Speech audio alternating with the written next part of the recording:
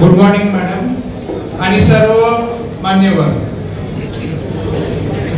एक पॉइंट असं होतं की कन्व्हेन्स ही प्रोसिजर आहे, त्या प्रोसिजर मध्ये नाही ठीक आहे, मला विषय तुमचा माझा कन्व्हेन्स राहून गेला. कन्व्हेन्सच्या संदर्भामध्ये पहिलं डीम कन्व्हेन्स होतं पण होत नव्हतं. त्याच्यामध्ये 100 क्वेरी काढायचे, ते तपासायला पाठवायचे, मग महसूल विभाग तिकडे 2-2, 4-4 महिने घ्यायचा, वर्ष. मुख्यमंत्र्यांनी सांगितलेलं आहे 1 महिन्याच्या कन्व्हेन्स झालं पाहिजे, नाही झालं तर त्या अधिकाऱ्याला सस्पेंड करू. त्याच्यामुळे नव्या आपल्या ज्या कायद्यात एखाद्या समितीची घोषणा होते, नंतर पुढे काहीच होत नाही. लगेच पुढच्या आठवड्यात नोटिफिकेशनचं सरकारचं निघालं आणि माझा तर विषय एक हातात घेतला तो कधी पूर्ण होतोय असं माझं कामाची पद्धत आहे. आणि मग मी अभ्यास गट माझा जाहीर झाला, ज्याच्यामध्ये SRA चे सीओ होते, म्हाडाचे सीओ होते, आयुक्त MMRD चे होते, आमच्या स्नेहाताई पण त्यात होत्या. आणि 3 महिन्यामध्ये सरकारला आपण अभ्यास करून या स्वयं पुनर्विकासासाठी आणखी काय केलं पाहिजे हे सुचवावं, अशा प्रकारची अपेक्षा माननीय मुख्यमंत्र्यांनी केली. बांधवांनो आणि भगिनींनो, जाहीर झाल्यानंतर मी महाराष्ट्रभर फिरले. मुंबईत बैठक घेतली, कोकण भवनला कोकण विभागाची बैठक घेतली, पुण्यात घेतली, संभाजीनगर, नागपूर, अमरावती. ज्या बैठकीमध्ये आयुक्त असायचे, टाउन प्लॅनिंगची लोक असायची, ज्या ज्या यंत्रणा या विषयाशी संबंधित आहेत ते सगळे अधिकारी असायचे. हाऊसिंगचे आमचे प्रतिनिधी असायचे, त्यातले तज्ञ असायचे. आणि या सगळ्या नागरिकांना भेटल्यानंतर जो अहवाल त्या ठिकाणी 3 महिन्यात सादर करण्याची अपेक्षा होती, 2.5 महिन्यात मी सरकारला त्या ठिकाणी सादर केला. आणि मला विश्वास आहे की माननीय शिवसेना प्रमुख बाळासाहेब ठाकरे यांनी SRA त्या ठिकाणी निर्माण केली. तेव्हा SRA होती. झोपडपट्टीत राहणाऱ्या लोकांना त्या ठिकाणी इमारती जाण्यासाठी त्यांचं स्वप्न होतं. आणि तेव्हा अफजलपूरकर समिती नेमली होती आणि अफजलपूरकर समितीतनं SRA ची निर्मिती झाली. मला विश्वास आहे की माझ्या समितीच्या माध्यमातून महाराष्ट्रामध्ये स्वयंपूर्णतेला मान्यता दिली की आपण सगळ्यांना सवलती देतो. मग मध्यमवर्गीय इमारतीत चाळीत राहणाऱ्या माणसाला जो टॅक्स पेअर आहे त्याला सवलती कुठे आहे? तो इमानदारी टॅक्स भरतोय, कष्ट करतोय. आपण या स्वयं पुनर्विकासासाठी सोसायटीला 4% इंटरेस्टचा परतावा द्या. म्हणजे 11% जर ठाणे जिल्हा बँक कर्ज देत असेल त्याचे 4% सरकारने भरा, म्हणजे 7% व्याजदराने तुम्हाला कर्ज मिळेल, सबसिडी. आणि त्याच्यामुळे फिजिबिलिटी पण त्या ठिकाणी आणखी आपली ताकदवान त्या ठिकाणची होईल आणि स्वयं पुनर्विकास त्या ठिकाणी आणखी गतीनं त्या ठिकाणी गतीनं काम त्या ठिकाणी होणार आहे. आज एवढ्या मोठ्या अपेक्षेनं आले आहात. या ठिकाणी स्नेहाताई, राजन, आपल्याला माझी विनंती आहे की या अपेक्षांची पूर्तता करण्याची जबाबदारी आपण स्वीकारली पाहिजे. मी आपल्या पाठीशी आहे, राज्याचे मुख्यमंत्री आपल्या, सरकार आपल्या पाठीशी आहे. आणि सरकारी बाबूंनी जर मस्ती केली तर त्यांना वटणीवर आणण्याची सुद्धा आमची जबाबदारी आहे.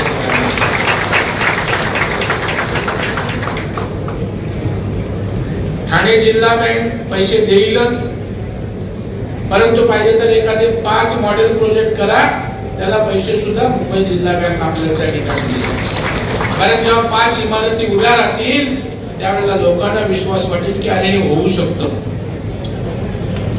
ठाणे जिल्हा बँक, राज्य बँक कन्सोर्शियम करू, मुंबई जिल्हा बँक, ठाणे जिल्हा बँक आणि राज्य सरकारी बँक असे एकत्रित आम्ही फायनान्स करू. जशी जशी गरज असेल, जास्त पैसे लागले तिघे एकत्रित करू, सिंगल लागले जसं की यांनी एका सोसायटीला 7 कोटी त्या ठिकाणी दिले, मला वाटतं निर्माण दर्शक सोसायटी. उद्या आणखी जास्त लागले राज्य सहकारी बँकेवरून कन्सोर्शियम ते करतील. पैशाची चिंता करायची नाही, फक्त आपल्यात एकमेकांवर विश्वास असला पाहिजे. आणि इथे विश्वास असणार, उलट बिल्डर असेल तर विश्वास नसतो, मग हळूच बोलतो. सेक्रेटरीने काहीतरी सेटिंग केली असेल, तो बोलणार चेअरमननी काहीतरी, पुढाऱ्यांनी काहीतरी बिल्डरला, आमदारांनी, नगरसेवकांनी. इथे स्कोपच नाही संशय घ्यायला, करणारा तुम्ही सगळं. त्याच्यामुळे एकमेकांवर विश्वास सुद्धा त्या ठिकाणी दृढ होणार आहे. आणि म्हणून आपल्या सगळ्यांच्या हिताची अशा प्रकारची ही योजना त्या ठिकाणी आहे. आपल्याला माझी विनंती आहे की माझं भाषण संपल्यावर कुठेही जाऊ नका, कारण खरं मार्गदर्शन, प्रेझेंटेशन मी खास 3 जी आणले ती या ठिकाणी स्क्रीनवर देणार आहे. की आणखी बागावे काय याविषयी काही जर शंका असेल तर 2-4 प्रश्नांची उत्तरं मी देईन. आणि त्यानंतर हर्षद मोरे प्रेझेंटेशन केल्यानंतर 1 तास, अर्धा ते 1 तास तुमच्या शेवटच्या प्रश्नाचं समाधान होईपर्यंत थांबल ना हर्षद? थांबतील. जिल्हा बँकेचे अधिकारी ते सर्व मंडळी थांबतील. आपणही सगळ्यांनी थांबावं अशा प्रकारची अपेक्षा व्यक्त करतो. आणि आपण जो अभूतपूर्व प्रतिसाद दिला त्याबद्दल हाऊसिंगच्या सर्व प्रतिनिधींचं मी मनापासून अभिनंदन करतो, आभार व्यक्त करतो. आणि स्नेहाताईंनी पुढाकार घेतला त्याबद्दल आपल्या सगळ्यांच्या वतीनं त्यांना खूप खूप धन्यवाद देतो, त्यांचं अभिनंदन करतो. जय हिंद, जय महाराष्ट्र, भारत माता की जय.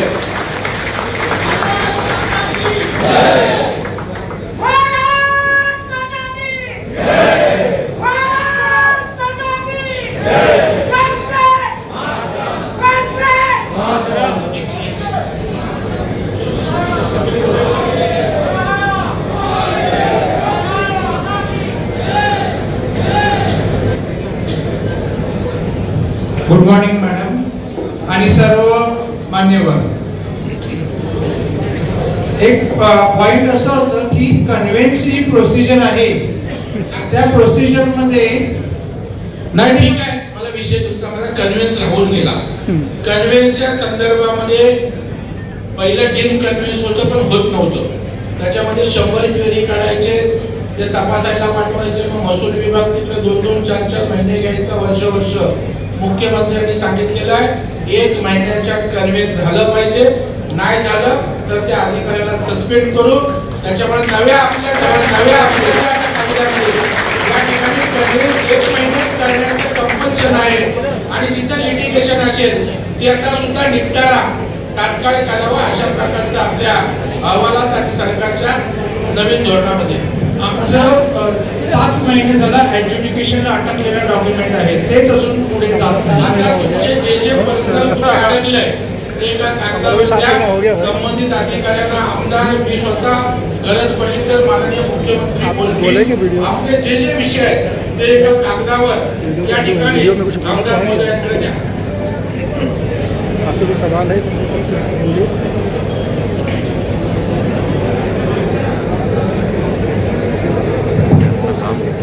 प्रश्न जो आहे ना 3 वर्षापासून पेंडिंग आहे.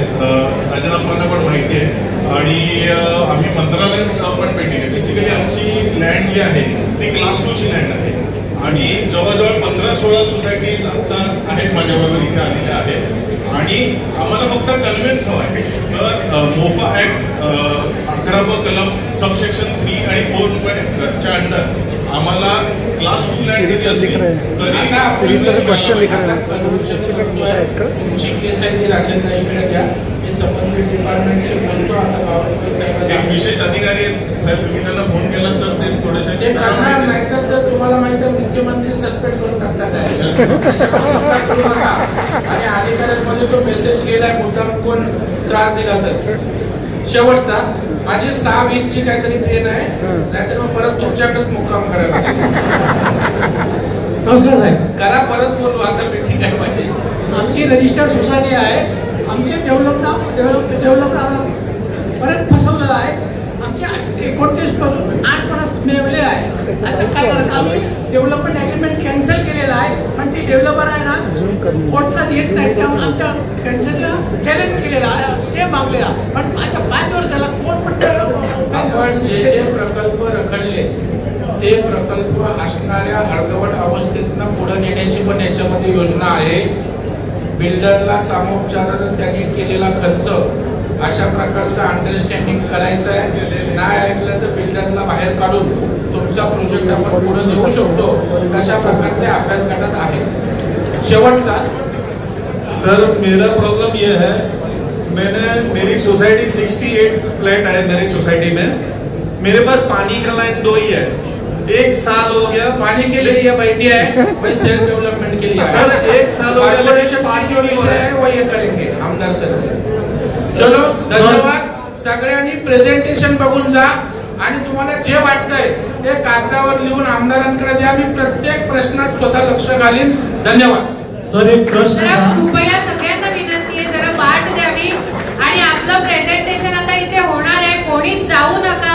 प्रत्येकाच्या प्रश्नांना उत्तर मिळणार आहे. कोणी जागेवरून उठायचं नाहीये. मान्यवरांना जाण्यासाठी रस्ता करून द्यायचा आहे. बिल्डर हे 80 सालानंतर बिल्डर हा प्रक्रिया सुरू झाला. 80 सालाच्या अगोदर कित्येक हाऊसिंग सोसायटी, इनफॅक्ट तुम्हाला सांगितलं जाईल की महाराष्ट्र जे सहकार कायद्याचं गठन ह्याचं मेन पर्पज होतं स्वयं विकास करून स्वतःनी आपल्या स्वतःची घरं बांधावी, ह्याचा पर्पज होतं. पण आता महाराष्ट्र सहकार कायद्याकडे मेंटेनन्स, डिस्प्यूट रिझॉल्व ह्याच्या दृष्टीने बघितला जातो. पण जो महाराष्ट्र कोऑपरेटिव्ह सोसायटी